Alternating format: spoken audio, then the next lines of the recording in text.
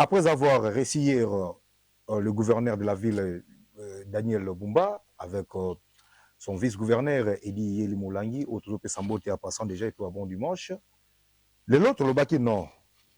Qu'est-ce qui bloque le fonctionnement de la République démocratique du Congo? Ils allaient Kabomoro Tatanzamba Pesabisu. Élection Salama Bandakala. Bureau d'âge, l'Assemblée nationale, l'Assemblée provinciale, tout et salami. Puis l'autre, on a un bureau définitif. Tous les gouvernements bima et zubiso tala bamboule belé et enfin gouvernement ekobima. Et yo comme makambo ya ba investiture. Pour investiture salama, il faut to mona, il faut to bubu kama bolongo to belela nzamba lola pour investiture salama. To bi non. Tozana klika bomoko nzamba pesa biso ezande Congo. Ce que ça ne loko biso to kolinga makasi, c'est d'abord le Congo. Après, c'est le Congo. Et enfin, c'est toujours le Congo. Le Congo, c'est notre priorité. Le Congo, c'est notre État. Le long de Tolobaki, bon, là, il y a une bande passante. Et là, non, c'est ça, déjà, c'était prévu depuis hier soir, mais compte tenu de l'agenda, il y a un format trop pris. D'une réunion à une autre, à qui de gauche mabé, à qui de droite mabé, si 22 heures, à la ligne en Pongité, à est toujours en mouvement. Et au finish, il est là avec nous. Lui, c'est honorable Jean-Baptiste Ndefou, élu de la province du Congo, plus précisément dans la ville de Kenge. Il est avec nous. Dans le plateau magique de votre émission de proximité, Tosembola, avec lui, nous allons brosser, j'ai bien dit, sur toute l'actualité de la République démocratique du Congo. Et nous avons l'honneur de recevoir l'élu de la province du Congo, honorable Jean-Baptiste. Bonsoir. Merci Mingi Ndeko Samuel. Merci Pena Balandi à télévision Nabino. Papisi Bamombote Mingi, na occasion Pissinga Ozala. La santé d'abord, ça va? Ça va. Apparemment, on dirait moi malaise, ça, Ilanga. Bon, entre autres, mais sinon ça va. Honorable d'entrée du jeu déjà, tout le monde qui il y a trop de réunions. Hein? Nous avons rappelé que a zappé membre influent dans Kati Lisanga Union Sacrée. Trop de réunions dans Kati Union Sacrée. C'est quoi les problèmes? Des réunions en réunion. Bon, moi Namboka, je crois, les ali Kambumoko, les sécrétés.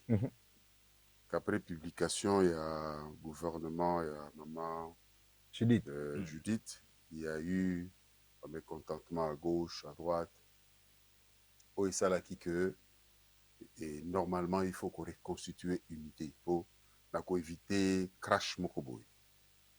Bon, ce qui est vrai, la revendication il y a ninga mususu à gauche à droite et ça fondé, mais tout ça la kata ndako, ce qui ndako bandi ko zika. To le baté na biso ba tout la kata ndako tout kufa. Faut chercher une solution. Et c'est cette solution aux justifier, réunion à gauche, à droite, c'est pour essayer de mettre tout le monde d'accord. Pour que le problème au résultat, et mardi, tout installer le gouvernement, tout investir bango, baba namsala po na banamboka. Donc voilà un peu. Donc, il y a un bloqué, il y a investisseur ça la matinée. Bloqué, c'est-à-dire il y a apaiser l'esprit. Hein? Il faut qu'on apaiser l'esprit, sinon il y a des éléments la salle, ce qui n'est pas bon. Prenons un cas d'espèce. Puisque Tozali, Nganaza élu à province à Kwango.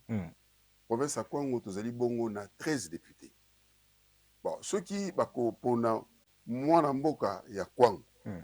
Mais en toute logique, pona na 4 ya Kwango. Mais automoni, Tcheli Biso Ndekomoko na compte ya Kwango. Pour origine na eza ya Kwango. Mais Azali Moutou voté ye na Kinshasa.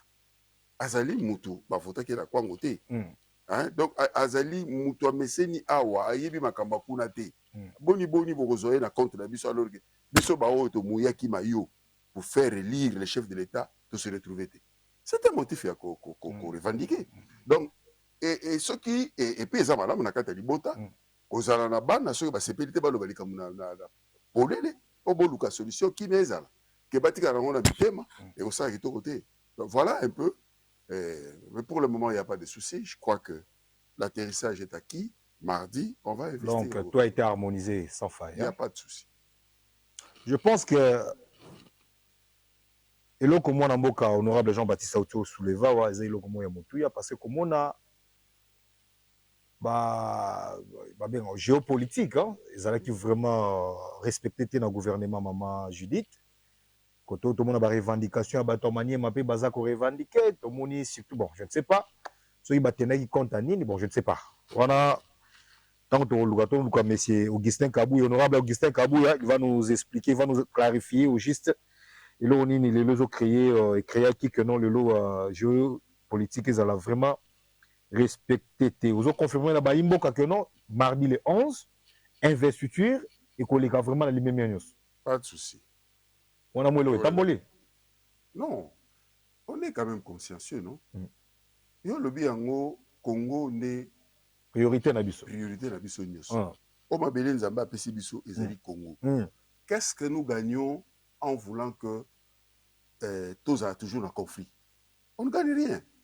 Nous avons fait cet effort à Koluka que to privilégier ce qui nous unit au détriment ya oyo au Kabolabiso. On ne perd rien à la fin.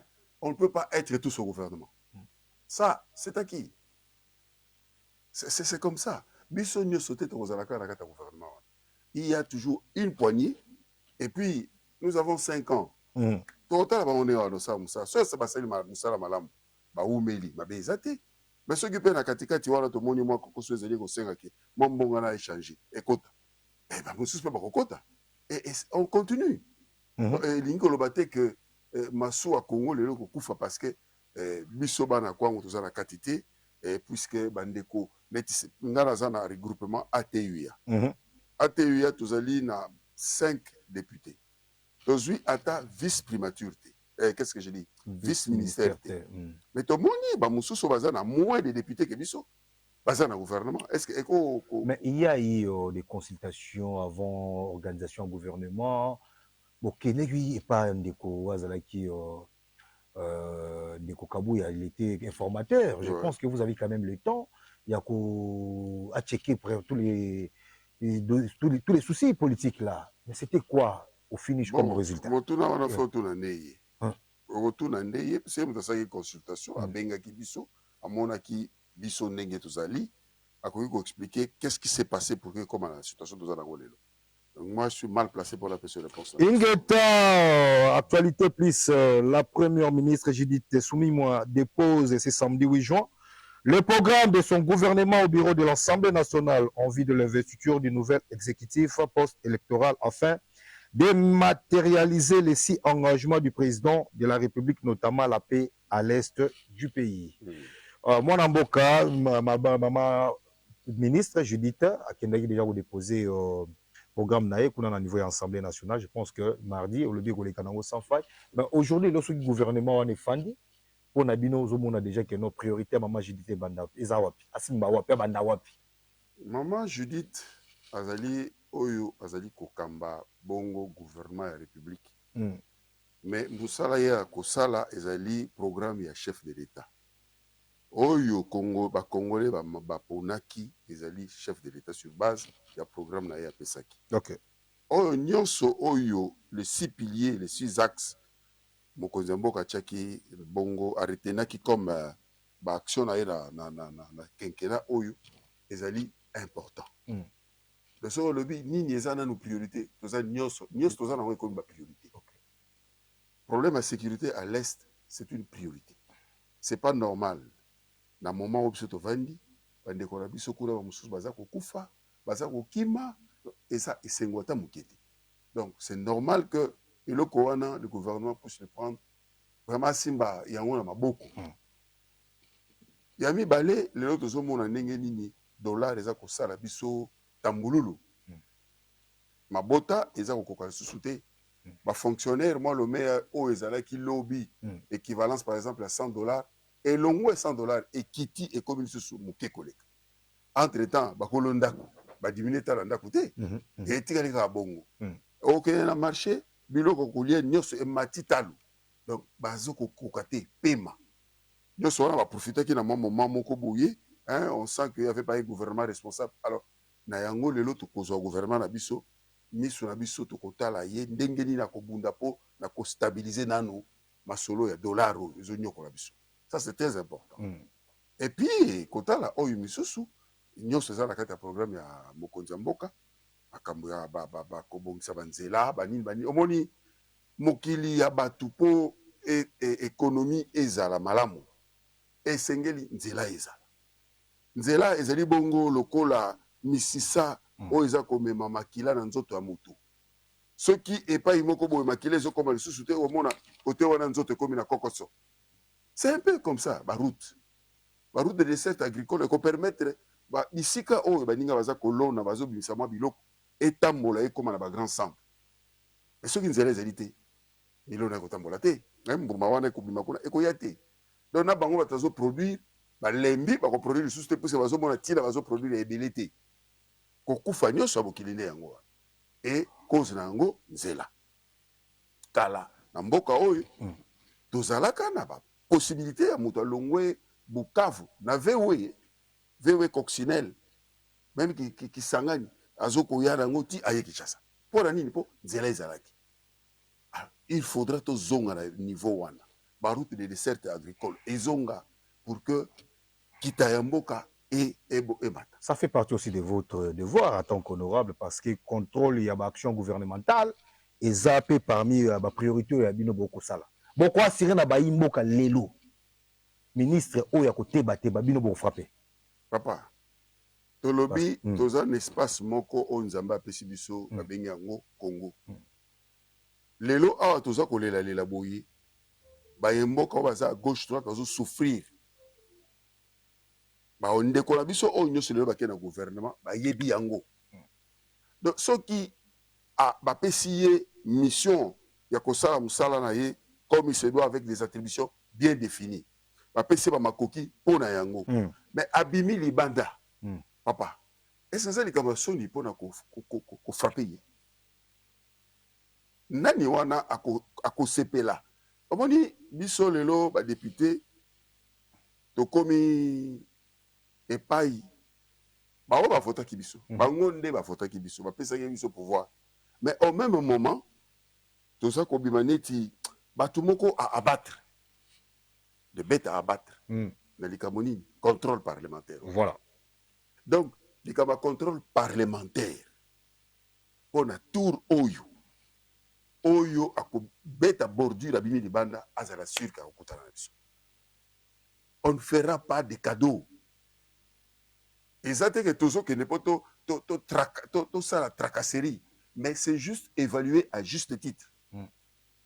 On n'a pas été à la hauteur. Il y a attente, il y a peuple, monsieur ou madame, des côtés. Et on avance. C'est ça, la mission que nous avons. Les assurent comme un sentiment, ça l'assure que beaucoup sentir que bon moi les côtés. Mais vous avez na ba pion quand même lelo bazo jouer na kati ya gouvernement ya Maman Judith, vous avez quand même oui bango avec ces gens-là ce que vous avez sûr na bango que non ils vont bien travailler rien que pour le fonctionnement ya mboka ou population. Il y en a parmi eux au basel musala malamu. Comme on a bango et tambola Congo yebi yango olimbi sangai mais na koki kotanga. Effectivement vous êtes mon mboka Jean-Pierre Liaou. Nani wana koki kondimate que Jean-Pierre Liaou asali musala malamu na kati ya gouvernement. Non, il est le seul peut-être tout le monde a na lobby bongo te na lobby te kaza le seul. Na lobby na tangi kombo na ye po nga nazalaki pembeni na ye na moni ndenge nini abongoli masolo na kati administration. Wana je continue à soutenir. J'ai vu ba initiative lokola ya mwana mboka Julien Paluku. Lera zaki na industrie. Ozomona ba initiative azaki nango eza ya malamu. Bazali mo ebele. Et sengélité ba suka kaka wana eloko tozo senga bango nde ba leka esika bazali lelo ba kende likolo pe ba o mususu ba koti sikoyo bango pe ba mema moi touche na bango pour que le Congo aille de l'avant. Voilà. Je pense que Nzambe na ngai mambo sur les ebele de Tolobaki doit retenir que la présidence ya Sénat les chefs coutumiers de l'espace Grand Kivu, Grand Équateur et Grand Kassai disent non et non à la candidature de Sama Lukonde comme président du Sénat, sollicitent l'implication personnelle du chef de l'État. Wanezakaka bande qu'on a vu sur l'actualité point plus. Débat qui ko vulgariser info. Au talaka et le roni 5 no bande ko Équateur bazali ko boya.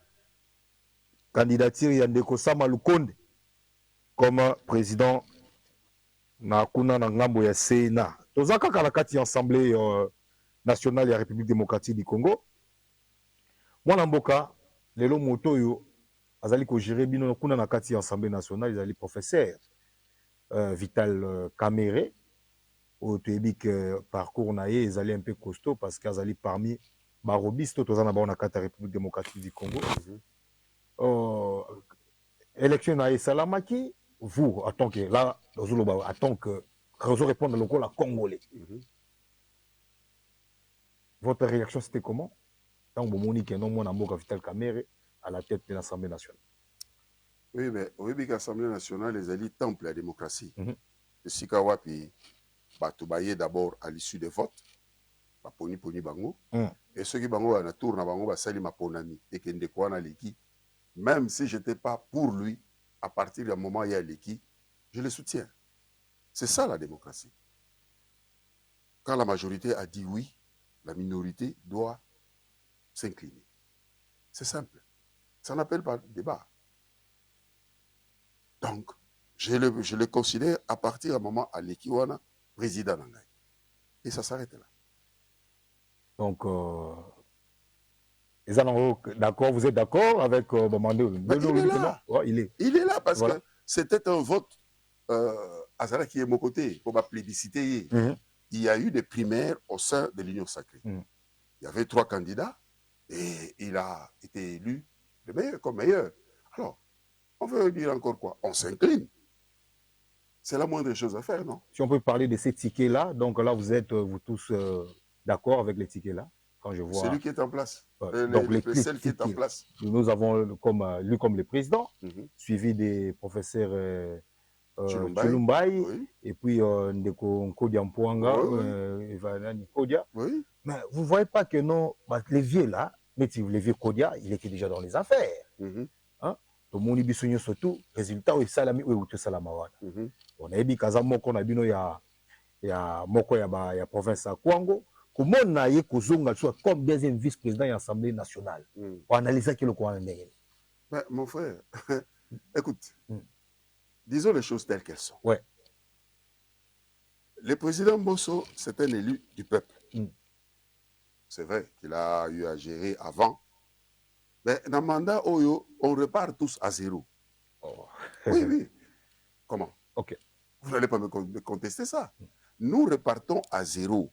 Donc le mandat passé, il n'y avait pas Kamere comme président. C'est lui qui était comme président.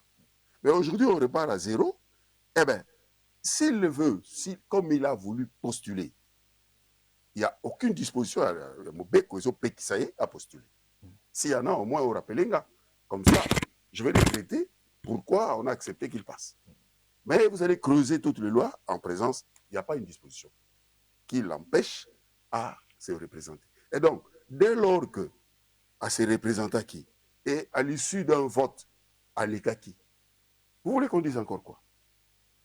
Il est élu, il est là où il est. Et c'est l'essentiel. Et somme toute, tous ceux de l'espace ouest se sont reconnus en lui. Ah ben, il est là. Mais, bon, voilà. Je pense que ça n'appelle pas un il y a eu beaucoup de réactions. Ma réaction, ils ont été un peu de partout. Comment se fait-il? Il était là comme président. Caché naïe plusieurs fois dans le parcours moi sali Congo PC presque va poster tout où il y a zone à la République démocratique du Congo. Dans la vraie cause, vous voyez que nos biso caméra qui t'a un peu moi partout. Naïe bi que au Lubaki wa les responsabilité naïe qui mazali moko ya bato yo batangi na Congo ya Kwango. Il travaille au nord de la province du Kwango. Okay. D'ailleurs, il est aussi de cette même province. Mais non, t'as coquille la mettant beaucoup entre vous.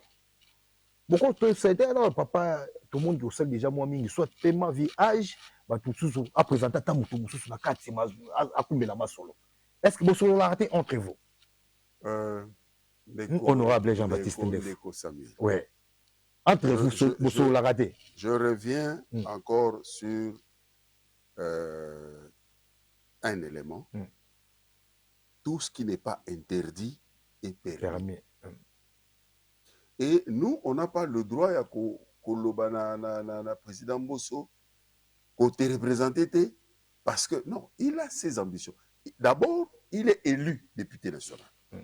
C'est une entité à part. En tant qu'élu, lui, il est là. Il a ses ambitions. C'est comme on a aux ambitions. Donc, je ne peux pas étouffer ma ambition au nom de la caucus d'ambition. Est-ce que je me fais comprendre, je crois? Très bien. Et donc, laisser ce qui s'est passé, le président Mbosso a trouvé mieux de revenir dans le bureau en tant que deuxième vice-président. Et il a été élu à la suite d'une élection qui s'est passée en toute démocratie. Eh bien, il est là. C'est une parenthèse qu'il faut carrément fermer. Et ils sont libres, mais ceux qui l'ont voté, ils étaient aussi libres. Et voilà. Toujours dans la province à Congo. Oui. Toujours. Oui. Votre vraie vision pour cette province?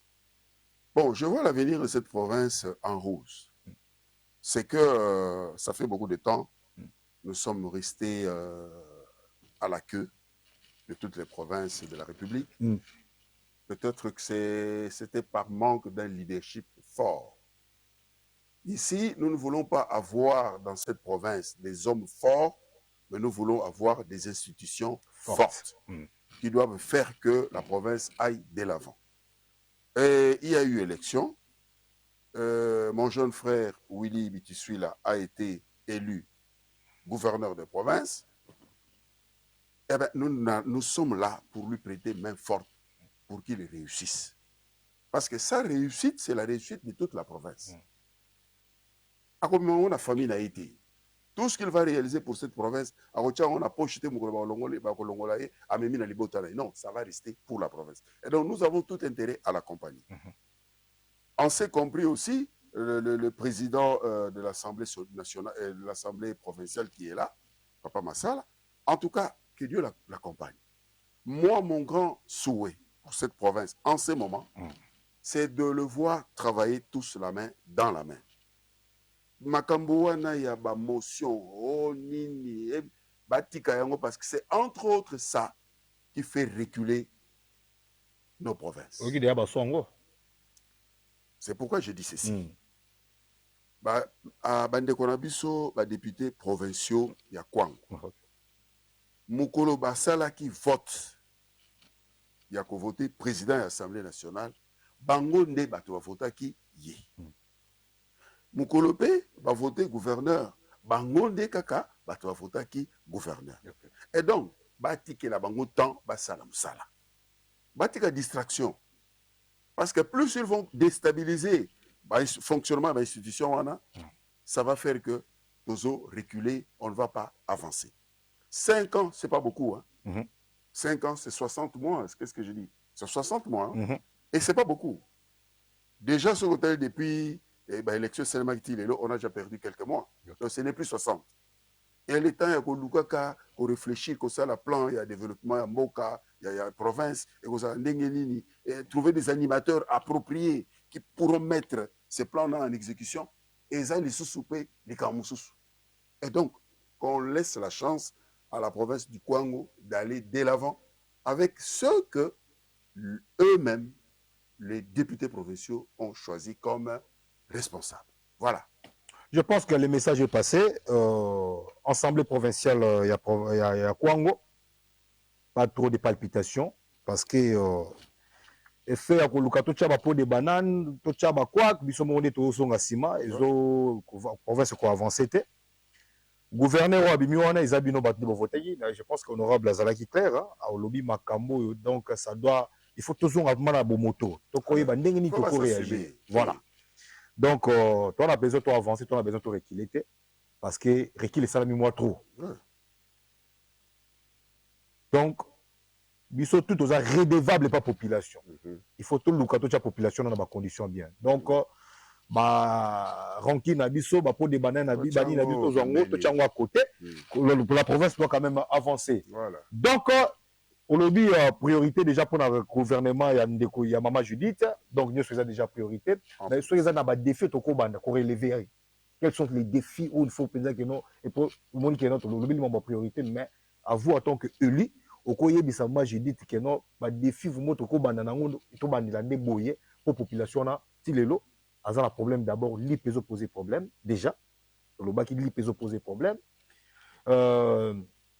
le lot de ça quand même côté Sinel quand même il y a quand même un petit changement au niveau à Kinshasa na moi Dieu bazolo bila déjà moi courir fani moi stable mais au lié à ba congolais qui les opposer problème je ne sais pas si vous pouvez avoir un mot par rapport à moi ce que nous venons de dire là oui na koloba yango pe na zongeli lisusu pour une fois pour dire que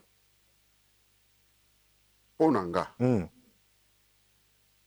likambo kozongisa kimia na est ya RDC c'est la priorité des priorités. Pona nini? Parce que ezali esengote pendant que biso na minute tovandi awa tozoluka eloko kolia kuna ezana ba musu bazokima masasi. Donc il faut d'abord que la paix revienne sur l'ensemble de la République. Et après la paix concomitamment, donc simultanément pendant que la sécurité oyo ya est baye bapesi bango mokumba na kati ya gouvernement pona kotala makambo ya kita ya mboka ba étudier ba voie nyonso pour que ba stabiliser dollar.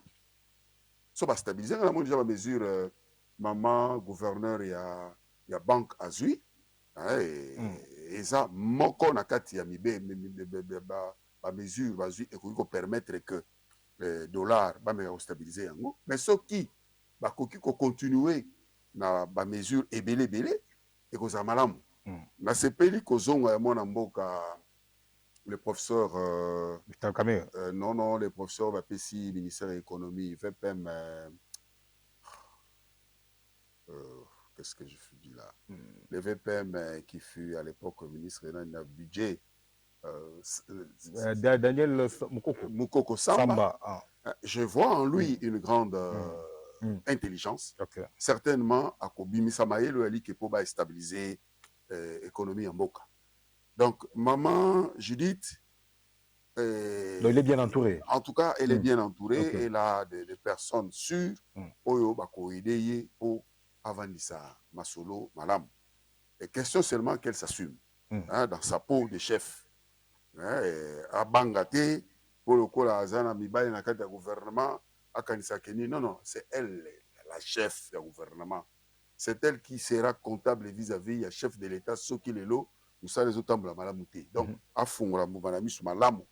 Pour moko na ba oyo ba chelie kuna na gouvernement, ce qui sentir que faiblesse eza kuna, abel la déjà koloba non, ko changer.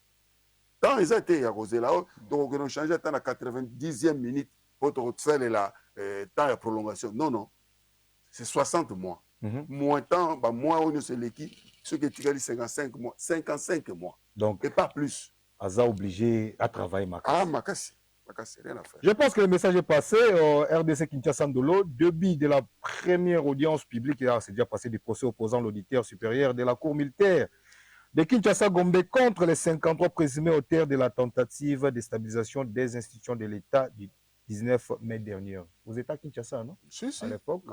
Oui, c'était comment?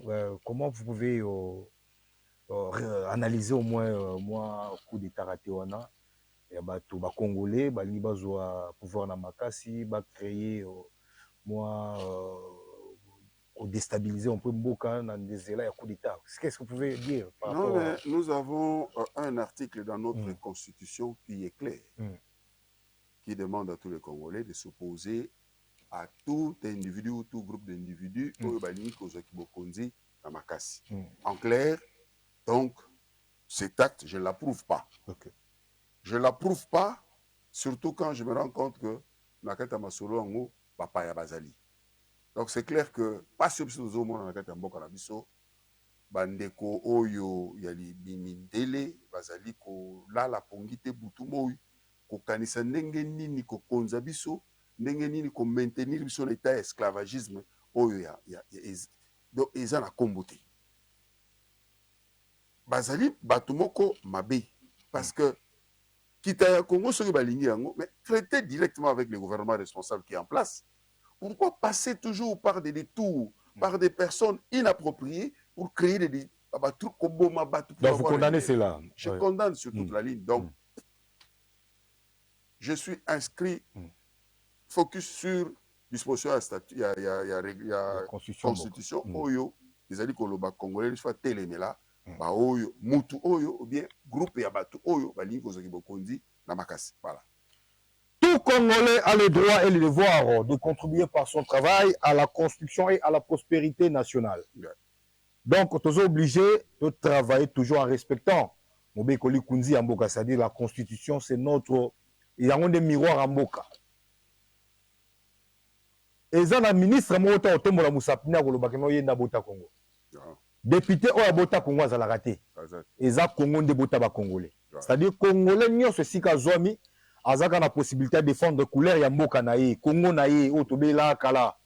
Congo ya Lumumba, Congo ya Kasavubu, Congo ya Kimpamvita, Congo ya Martin Fayulu Madidi, Congo ya Félix Antoine Tshilombo Tshisekedi, le président de la République, Congo ya Lelo, ya Mona Mboka Jean-Baptiste Ndefu, oyo azobunda tongo midi poko ndenge nini ya ko réfléchir à tia ba congolais na ba conditions quand même ya moins bien, mais c'est un député national, les ba congolais té, les ba congolais nyo surtout o toza pe na kati ya mboka na biso yao. Mwana mboka otali munene ya Congo, otali 26 provinces à Congo, otali parce que vous avez muto yo, il y a des fois beta rappel moi bato na kata ba province parce que Congo ezaka à Kinshasa te. Totamboli biso nyoso na bino to moni que non difficulté na ba province ezapé makasi. Mais lelo tango otali munene ya Congo makambo ndenge ezokende. Balobi pesa chef de l'État, président de la République, conseil moko. Na mongotali toujours gestion ya mboka. Conseil yango ekozala nini mwana mboka? Conseil à Liboso, et d'ailleurs là, naza ko rappeler ye kaka maloba oye moko alobaki que ba erreur ya passé et kozonga lisusu.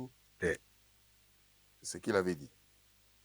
Et donc maintenant, ezali likambo ya ko s'entourer na batu oyo qui ont vraiment un sens patriotique élevé, qu'ils veulent bien l'accompagner pour Bameba Congo quelque part. Ce ne sont pas ces petits flatteurs, tous les autres là qui viennent les tirer vers les bas, parce qu'à la fin, c'est lui qui est comptable vis-à-vis du peuple congolais. Il a été élu au suffrage universel. Ceux qui Moutassali Mabe, Pembeni, Sikawap, Yazali Kunate, mais Bakoloba, tu sais qu'il est Moutatiki.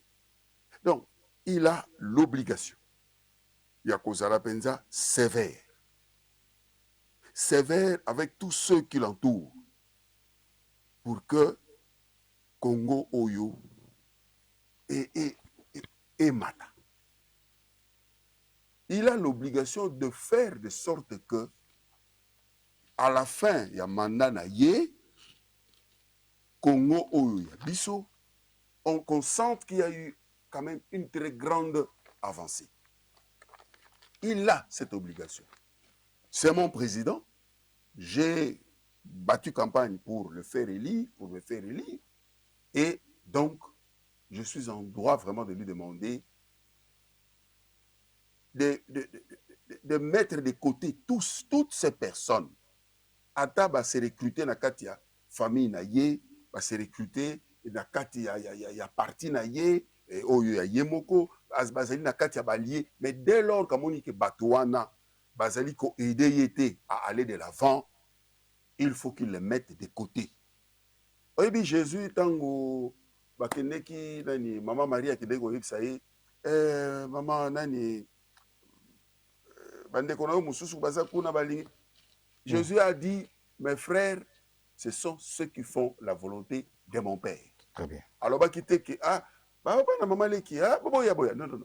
Alors bande kono nga ba oya solo isa ba oyo bazo sa la volonté ya papa. Donc mon président, je suis sûr que place aux alliés aux Olandanga, la pression Boteming, sévérité, wana, tous en a besoin d'un goût.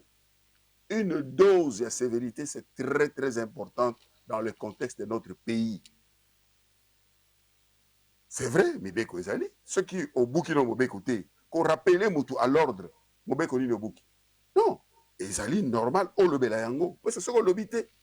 On risque de tomber dans le lobby qui ne dit mot consent. C'est-à-dire, les gens se cachent derrière le comportement de bango puisque va pousser na pembe na yo pour dire yonde, yote. Ba ça la sima combo na yo. Il faut être sévère. Tout celui à quoi na makambuzo ba oyoki yango o vérifié par les services, c'est vrai, des côtés. Et vous ne perdez rien parce qu'à la fin, vous avez des millions et des millions de Congolais qui font de leurs espoirs sur vous. Moutouana te, Mokowana, qu'est-ce qu'il fera? La majorité est avec vous. Allez de l'avant et soyez sévères. C'est tout ce que je peux vous dire. Merci. Maman Judith, un mot? Maman Judith, c'est la même chose. Il faut être très regardant. C'est vous qui êtes la chef du gouvernement. C'est vous qui allez rendre compte vis-à-vis du chef de l'État et surtout vis-à-vis de Biso Baoyo, yo yagotikela programme na yo. Tout ça kotanga yango. To ko valider yango mardi. To investir yo sur base il y a programme one. Moko na moko azana mo eteni na ye oyo ya kosala par rapport na programme one. Tala bien ceux qui azali kosala yango. Ce ko moni ka zo sala yango te chaye pemeni. Koyoka sonité mama bako finga nde yo bako loba tala. D'ailleurs, moi aussi,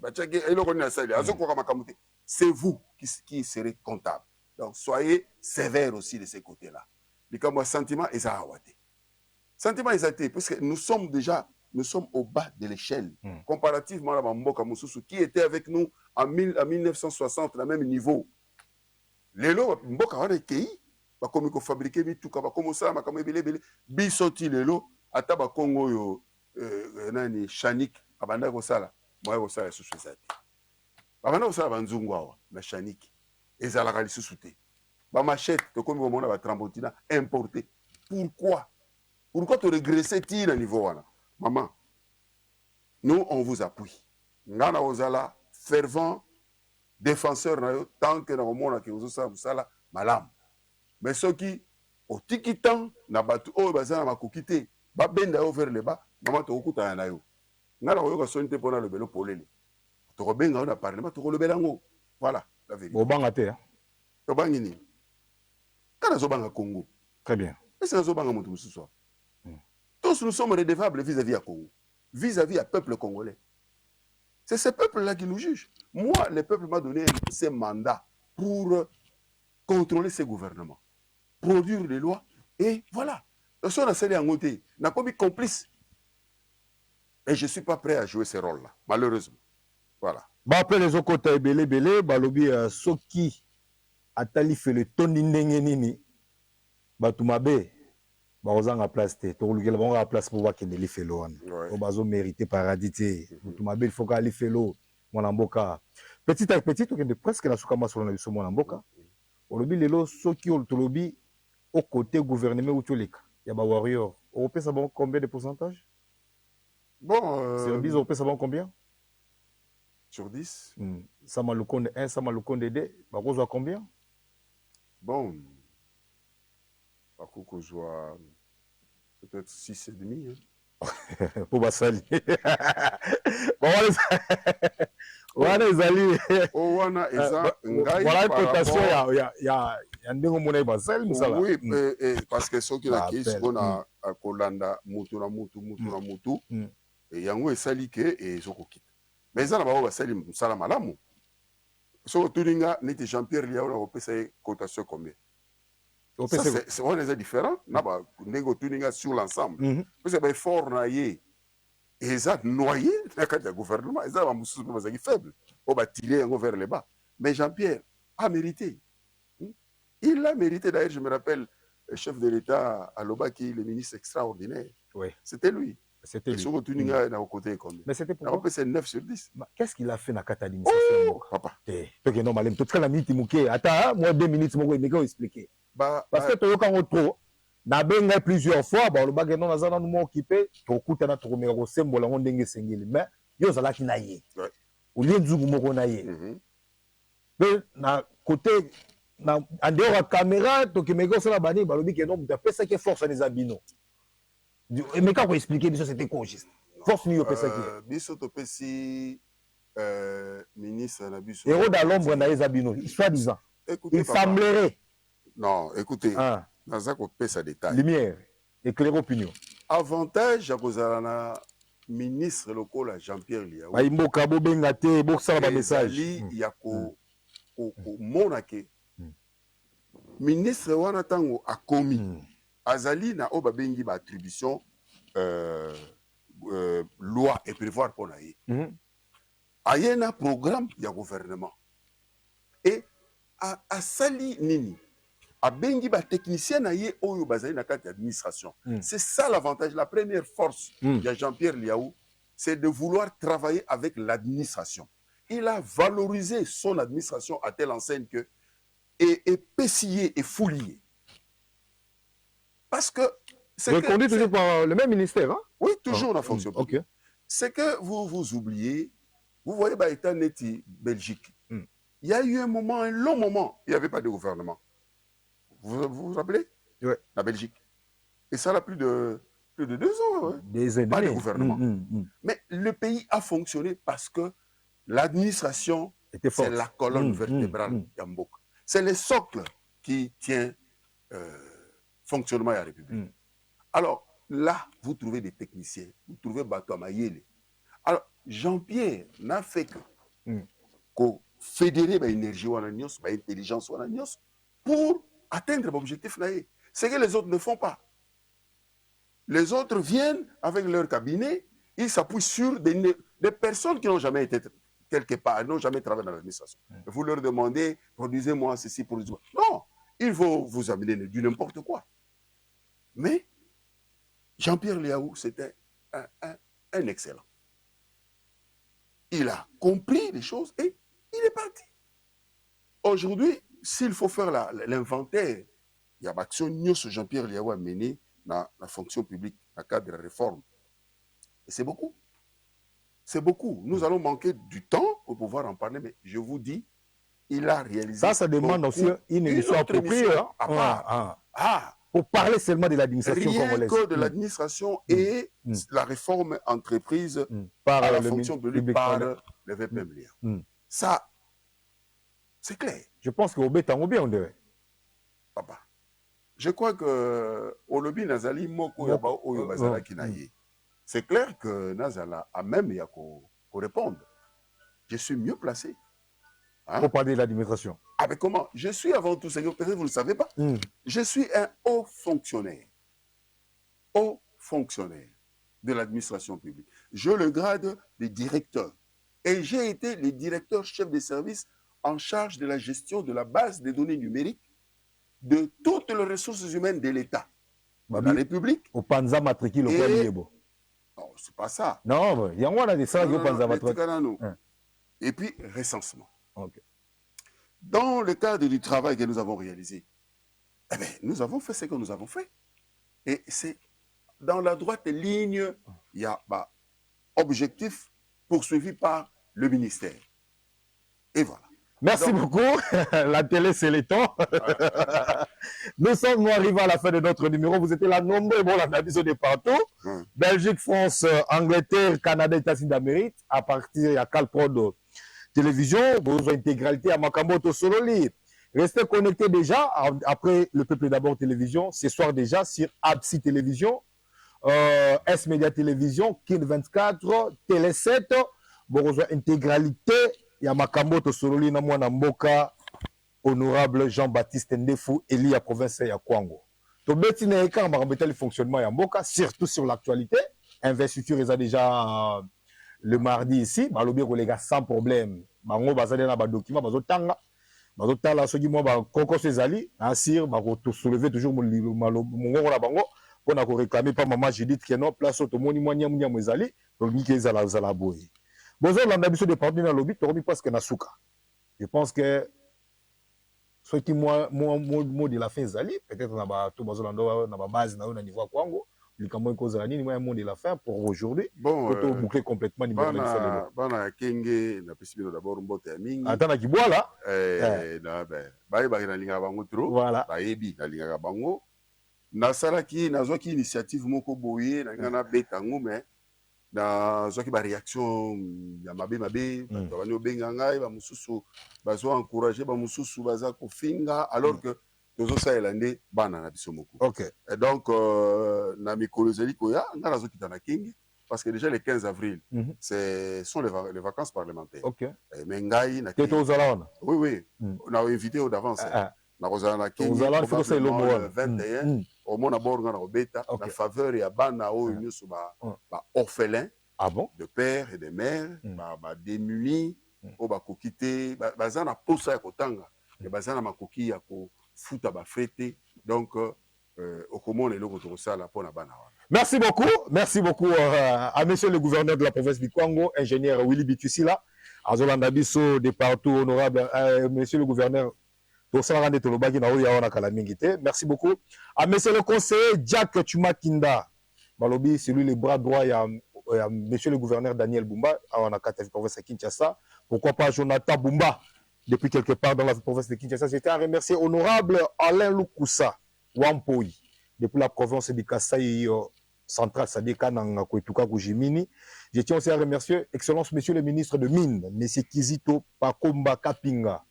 Bah epsinga gaza noko na biso mais na overfier na overfier bena kapuki. Merci na ba soutien na bino, nous sommes de cœur avec vous. Tuyamba ki abino honorable Jean-Baptiste Ndefou,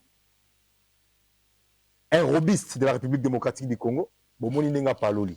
Soki bomoni na kambo lobe déranger mitema na bino boleka na baitando ikete pona koloba mabe. Obenga toujours na ba numéro o ils allaient afficher na sa baitando ikete na bino. Tokoyamba bino ndenge elongo bani. Soki mwana na Nzambe Yesu Christ azongi lelote d'ici là, portez-vous bien, que Dieu bénisse la RDC et tous les pays d'Afrique, mais sauf les Rwandais. Merci, restez connectés sur le Peuple d'abord télévision, la télévision de tous les Congolais. On est ensemble.